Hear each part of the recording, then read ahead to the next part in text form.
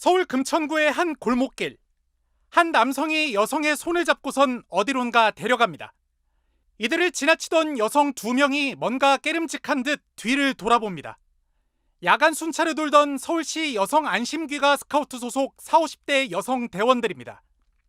할아버지가 손녀를 마중 나왔다 싶어 순찰을 다시 하려다 귓가를 스치는 조그만 한마디가 발길을 돌리게 했습니다.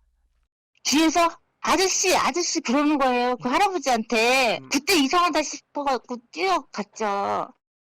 곧바로 이들을 쫓아간 대원들은 술집 앞 벤치에서 막 10대 여성을 안으려는 60대 남성을 발견하고 곧바로 제지했습니다. 그 아저씨한테 얘 어떻게 아냐, 어디서 만났냐 그랬더니 술집에서 만났대요. 근데 앞뒤 안 맞는 말을 해놓으니까. 대화로 남성의 주의를 돌리는 사이 경찰의 신고에 곧바로 남성을 붙잡을 수 있었습니다. 얼굴 빨개져갖고 지구대 안에서도 또 봤거든요. 창피하죠. 그 나이에 그 가족들 얼굴 어떻게 봐요. 경찰은 60대 남성을 성범죄 혐의로 입건해 수사 중이고 여성 대원들에게는 감사장과 포상금을 지급할 계획입니다. MBC 뉴스 이동경입니다. 빨간 모자를 쓴 남성이 한 여자아이와 함께 골목을 걸어갑니다.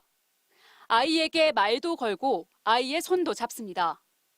오후 5시쯤 광주광역시 북구의 한 어린이 공원에서 놀던 9살 여자아이를 한 남성이 자신의 집으로 데려가고 있습니다. 잠시 뒤 이 남성과 여자아이의 뒤를 누군가가 바짝 쫓고 있습니다.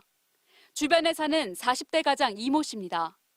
아들과 놀이터에 놀러 나온 이 씨는 술에 취한 남성이 여자아이를 데려가자 이들의 관계부터 물었습니다. 남성은 자신이 삼촌이라며 인형을 주려고 데려간다고 말했습니다. 그런데 아이도 남성이 삼촌이라고 말했습니다. 이제 삼촌이 아닌 것 같아. 앞만 봐도 이제 술 먹고 말하는 것도 그러고. 그래서 의심을 풀지 않고 이들을 끝까지 쫓았습니다. 여자아이가 놀이터에서 500m 떨어진 곳에 남성의 집으로 들어가자 이 씨도 뛰쳐들어갔습니다. 할머니 이름 아냐고. 내가 이제 대답을 안 하는 거예요. 그러다가 이제 내가 화를 내면서 이제 그랬죠. 애기는 뭐하는데 집으로 데려가려겠냐고. 남성은 삼촌이 아니라고 실토했고 이 씨는 곧바로 경찰에 신고했습니다. 계속 이제 가르쳐주니까 잘못했다고 막 무릎 꿇으면 찾아가고 안 된다고 막 그러고.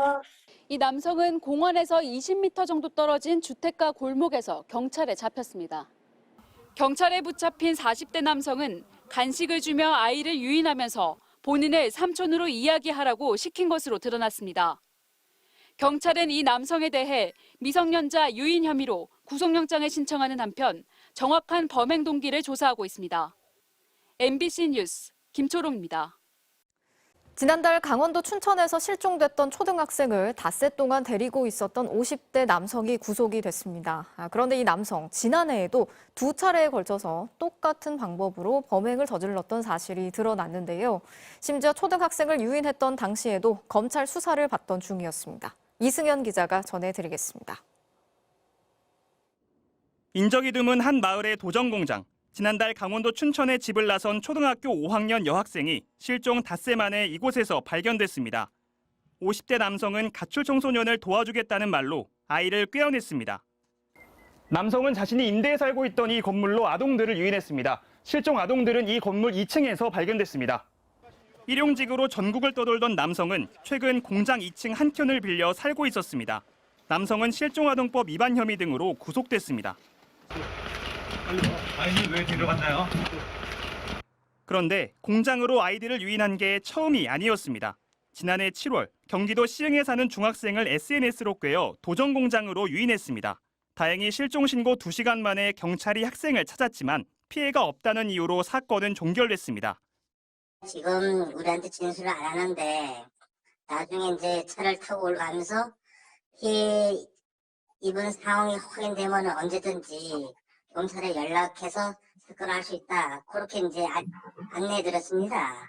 4개월 뒤 남성이 노린 건 강원도 횡성에 사는 중학생이었습니다. 같은 수법으로 같은 장소로 유인했는데 이번엔 경찰에 체포됐습니다. 그런데 여중생의 피해가 없다며 불구속 상태로 검찰 수사를 받았습니다. 풀려난 이 남성은 3개월 뒤 초등학생까지 범행 대상으로 삼았습니다. 지금 아직까지 이게 수사 진행 중이고요. 지금 이게 피해자 사생활 그런 것도 있고 해가지고요. 그것까지 제가 답변을 드리기가 곤란합니다. 전문가들은 두 건의 사건에서 여학생의 피해 진술이 없다는 점에 대해 피해자에 대한 심리적 지배, 이른바 가스라이팅은 없었는지 좀 더 면밀한 조사가 필요하다고 지적합니다.